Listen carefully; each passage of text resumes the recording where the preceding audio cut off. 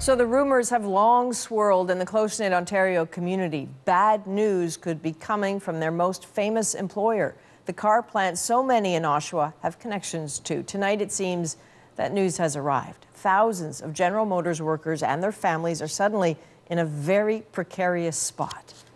Catherine Cullen has been working the phones on the story and joins us now live from our Ottawa bureau. So, Catherine, take us through what you've been able to confirm about GM.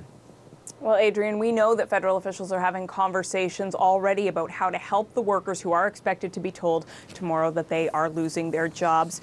This is a move that is going to have a huge impact. Obviously, the thousands of workers themselves, their families, but the economic ripple effect will be felt far beyond General Motors. In a lot of ways, this General Motors plant in Oshawa, it's a symbol of Canada's automotive industry. And we understand that this is part of a bigger shift that's going on at the company, away from the kinds of vehicles that they are making at the Oshawa plant, these larger automobiles, and a greater emphasis instead on electric and hybrid vehicles. It's part of actually a bigger global shift at General Motors, and it will obviously raise questions for GM workers elsewhere in Canada about how they might be affected by all of this. Now, it is worth noting that this is a company and an industry that the federal government invested billions of dollars in the form of a bailout just about a decade ago to try to avoid some of the pain that we are now going to be feeling. And this is coming, of course, at a time where Canada's energy industry is already struggling and staggering. Another blow like this to Canada's economy, Adrian, certainly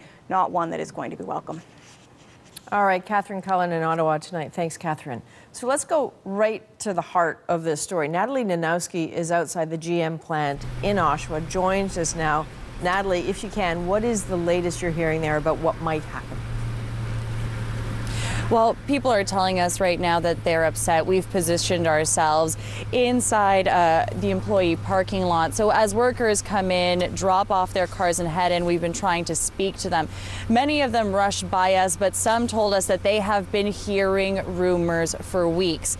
Moments ago, the mayor was also here speaking with us. He told me that he's worked at this GM plant when he was younger, that his mom and dad worked here, and that his brother still works here. He has also had a very good relationship with the managers here at GM. So he says today when they didn't pick up his phone calls, he was quite upset, and he was even more upset when he says he had to learn the news through the media. Have a listen. It would have been nice to be ahead of this than behind it, and I'm hoping tomorrow that General Motors has a plan. If this is more than a rumor, that the transition will be effective and efficiently, and they treat the city and the people that work in this building with the dignity that they deserve. They have helped make General Motors incredibly successful. This is not the way we should be finding out what's going on. So we also reached out to General Motors. They told us that they're not going to be giving us an update tonight, that everything is going to come out tomorrow morning. Adrian? Okay, Natalie, auto plants we know are often the heart of a community. So what does this one plant mean for Oshawa? Adrian, General Motors has been in Oshawa for over 100 years. This particular plant has been here since the 1950s. At its peak, it employed about 30,000 people. Today, it employs 3,000. So that's the number of people that are expected to lose their jobs tomorrow when the news comes out officially.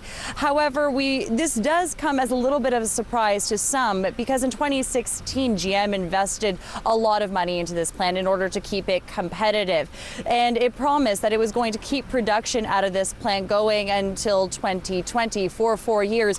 So right now, Unifor, the union that represents auto workers, tells us that GM is going to be shutting this plant down in 2019, falling a year short of its promise. But of course, again, we're going to have to wait until tomorrow morning when all of those details are expected to come to light. Adrian?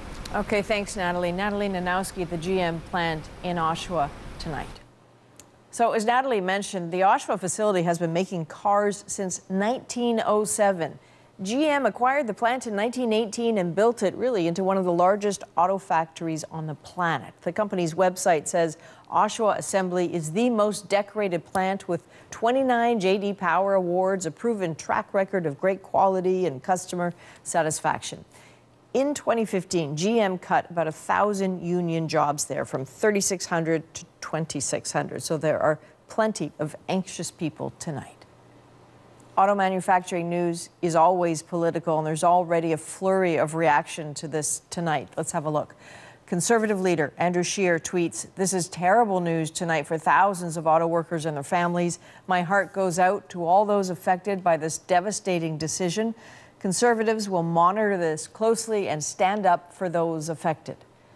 Aaron O'Toole, the Conservative MP for Durham, tweeted, "Extremely concerned about reports regarding potential closure of GM Canada Oshawa operations." And then there's the Oshawa NDP MPP, Jennifer French, who released a statement that says, in part, if GM Canada is indeed turning its back on 100 years of industry and community, abandoning workers and families in Oshawa, then this is a callous decision that must be fought. We're going to continue to track reaction to this story, and there will be a lot. So let's recap here. Workers in Oshawa are worrying tonight about a full-scale shutdown of the GM plant there. There will be an announcement tomorrow. We're not just talking about Canada. This is part of a global restructuring. And this comes just days after the federal government announced billions of dollars over 6 years to try to keep companies investing in Canada. So this is going to sting. Let's turn now to something different.